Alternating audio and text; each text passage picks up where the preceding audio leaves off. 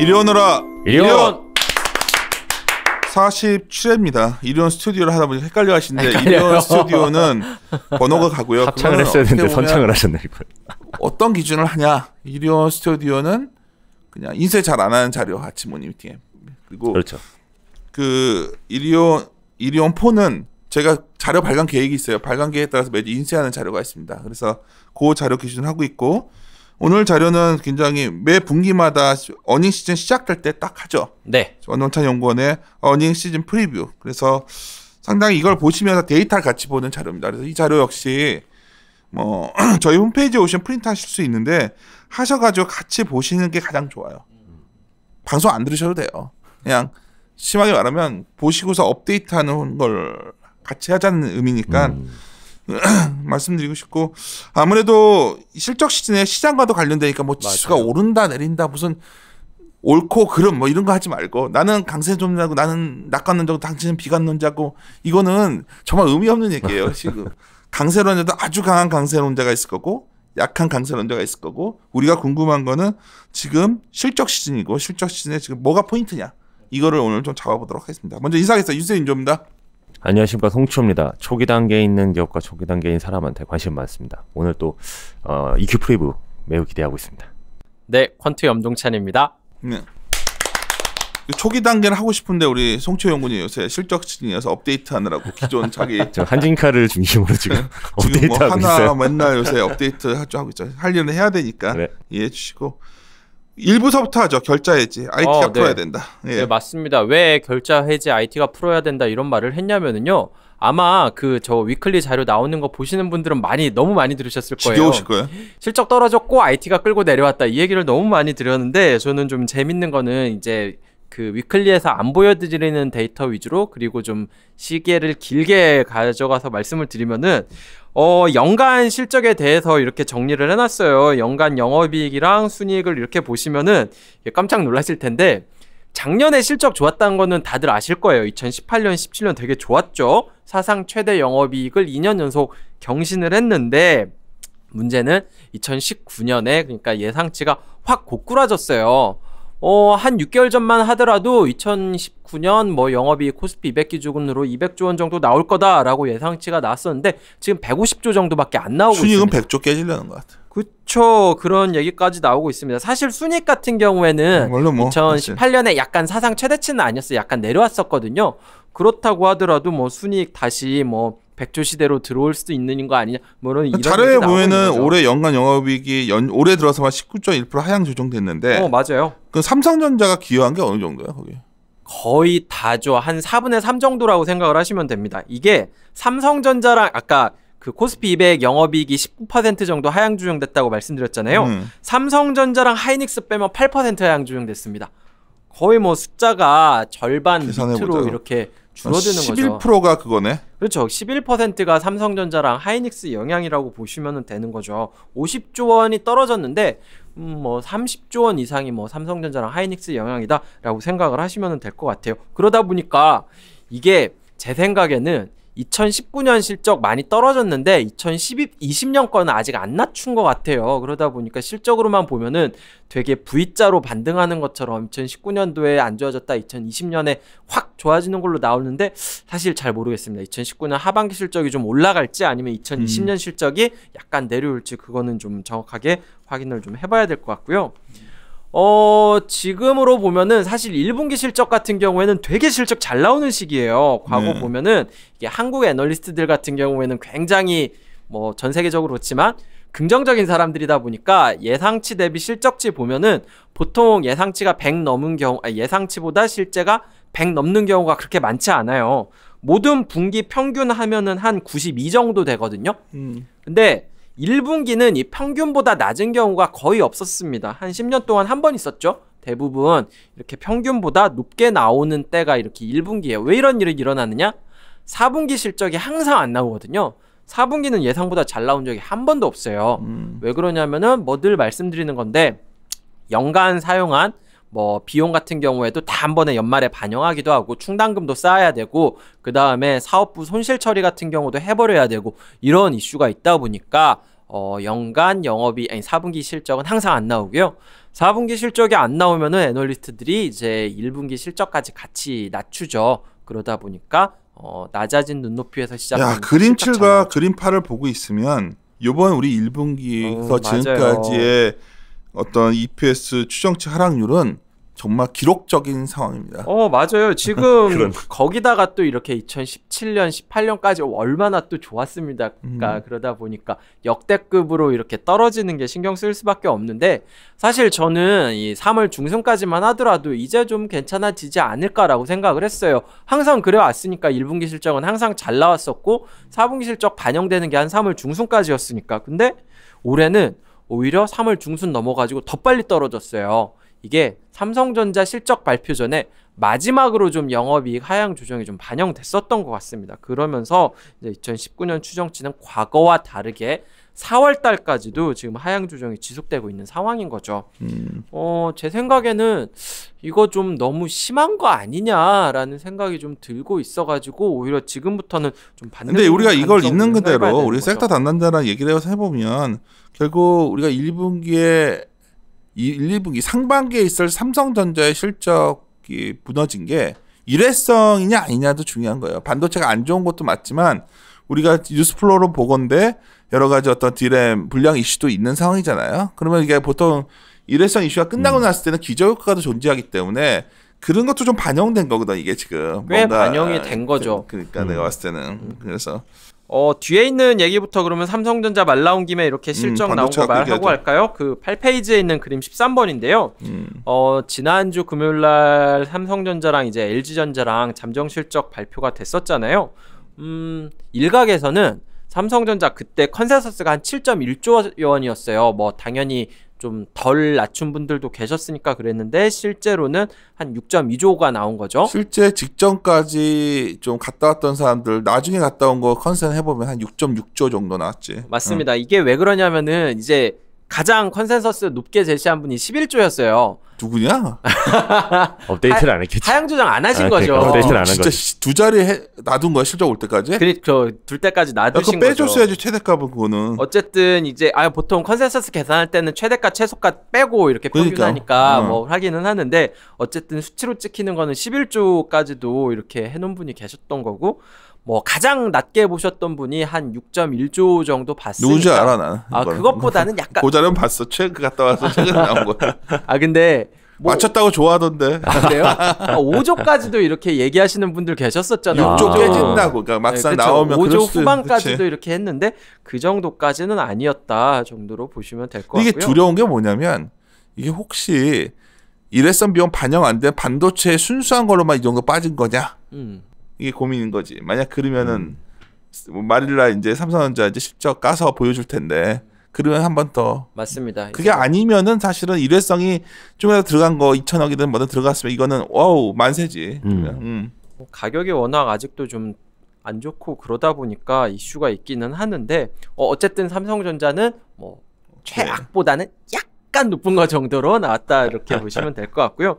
LG전자 실적이 좀 잘 나왔는데 관심을 못 받고 있더라고요. LG전자 같은 경우에는 거의 뭐 컨센서스 상단 수준으로 이렇게 실적이 나왔습니다. 그러니까 나왔어도 사람들이 계절성을 너무 보니까 LG전자는 따뜻해지면 망가진다라는 인식이 너무 강해가지고 어쨌든 뭐 삼성전자, LG전자 이렇게 나왔는데 생각보다 시장에서는 어닝 쇼크라면 어닝 쇼크라고 할 수 있는데 크게 충격은 없었어요. 다들 알고 있었던 거죠. 반영됐다고 생각을 하고 있는 거고 그래가지고 큰 영향은 없었다 정도로만 보시면 될 것 같습니다.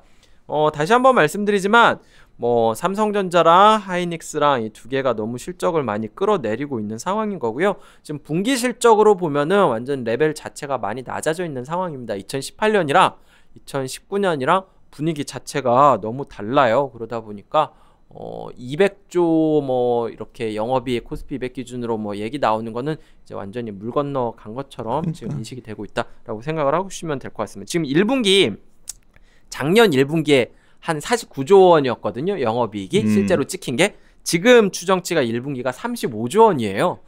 거의 뭐 30%가 YOY로 이렇게 깨지는 그 수준이니까 뭐 완전히 눈높이는 굉장히 낮아져 있는 상황이다라고 생각을 하시면 될 것 같습니다. 작년에는 참 계산하기가 편했거든요. 연간 영업이익이 200조 원이고 분기 50조 원씩 찍으니까 대충 숫자 기억하기 쉬웠는데 지금은 한 뭐 150조 정도 되니까 약간 좀 어렵습니다. 35조, 40조 왔다 갔다 하는 수준이다. 이렇게 보시면 될 것 같아요. 그렇다면은 지금 막 되게 안 좋냐라고 보면은 저는 좀 그거는 생각을 해봐야 될 것 같아요. 주가 같은 경우에는 실적이랑 뭐 앞서거니 뒤서거니 하면서 가기는 하는데 최근에는 좀 주가가 먼저 돈 가능성도 있지 않겠느냐. 이 실적 올라가는 시그널 같은 경우에는 아직 국내에서는 나오고 있지 않습니다. 약간 좀 미국 쪽에서 저는 근데 기대를 가지고 있거든요. 두 가지 측면에서 좀 돌 수도 있지 않겠느냐라고 생각을 하고 있어요. 특히 IT 쪽 업종의 실적이 좀 돌 가능성에 대해서 생각을 하고 있는데 9페이지에 있는 내용을 좀 자세히 말씀을 드리고 그린 있어요. 16이 상당히 결국 필라델피아 반도체 지수는 역사적 고점을 넘어왔거든 주가는. 그렇죠. 사상 이게 뭐냐는 최고치입니다. 거지. 거기다가 이번에 과거에는 주가 미국 나스닥 올라온 거는 맞습니다. 여기서 하드웨어가 끌고 올라온 이번에 거예요. 염동찬 연구원 적어준 대로 하드웨어 중심으로 올라왔거든. 이게 네. 왜 그런 거야? 그렇죠. 약간 지금 나스닥 강세라고 생각을 하시면 한 6개월 전이면은 그 팬기업이었어요. 뭐 페이스북, 아마존, 뭐 이렇게 넷플릭스, 뭐 구글 뭐 이런 데였는데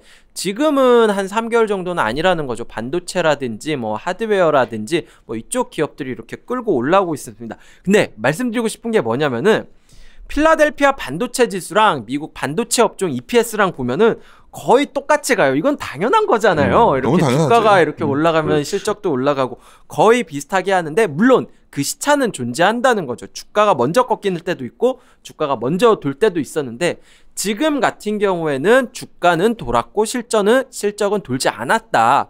과연 이거는 그 다음에는 실적이 돌아선다는 시그널이냐 아니면 주가가 너무 오버슈팅한 시그널이냐 이거에 대해서 좀 생각을 하는 건데 이거에 대해서 항상 제가 주장하는 게 뭐냐면 각자의 보는 관점인데 어떤 사람들은 또 이러는 거죠. 실적이 펀더멘탈이 안 따라주는데 그냥 자사주 사서 올라온 거다. 뭐 그렇게 얘기할 미국은. 수 있는데 사실 자사주 산 거는 2017년 18년에도 많고 그랬었는데 그러다 자사주가 이제 어느 기간이 되면 미국은 자사를 못 사게 되니까 뭐 그 기간이 끝났다 뭐 이런 논리다. 이게 다니다 보면은 왜 그렇게까지 큰 이슈가 아닌 거를 누구나 알고 있는 이슈인데 그게 마치 비밀스러운 뭐라고 말해야 되나? 이게 좀 뭔가 값진 정보인 것처럼 확대 해석하니까 순간적으로 그렇죠 얘기하다가 막 요새 그런 게 되게 많은 것 같아요. 왜냐면 펀드멘탈은 IT가 이렇게 안 좋은데 주가 올라온 거는 결국 펀드멘탈 이슈가 아니다. 이걸 입증하기 위한 여러 가지를 수집하는 사람들이 많은 것 같아요. 근데 사실 이게 돌 수도 있는 거 아니야? 이게 발판 EPS가? 저는 돌 수도 있을 것 같은데 약간 미국 그 IB들 입장 같은 경우에는 좀 반반인 것 같아요. 하반기에 돌 거다라고 얘기하는 사람들도